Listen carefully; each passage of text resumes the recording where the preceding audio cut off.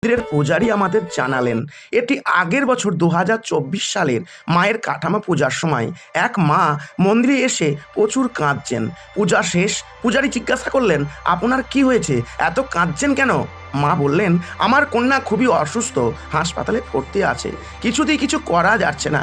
ডাক্তারবাবুরা বলেছেন 72 ঘন্টা না গেলে কিছু বলা যাবে না, তাই মায়ের কাছে আমার কন্যার জন্য প্রাণ ভিক্ষা চাইতে এসেছি।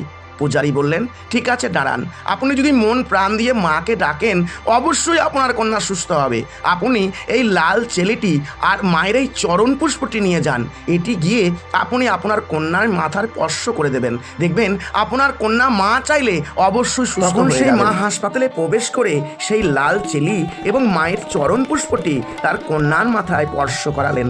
কিছুদিনের মধ্যেই তার কন্যা সুস্থ হয়ে গেল, তাকে আইসিইউ থেকে স্বাভাবিক বেডে দেওয়া হলো। তারপর সকলেই এলেন একদিন মায়ের কাছে পূজা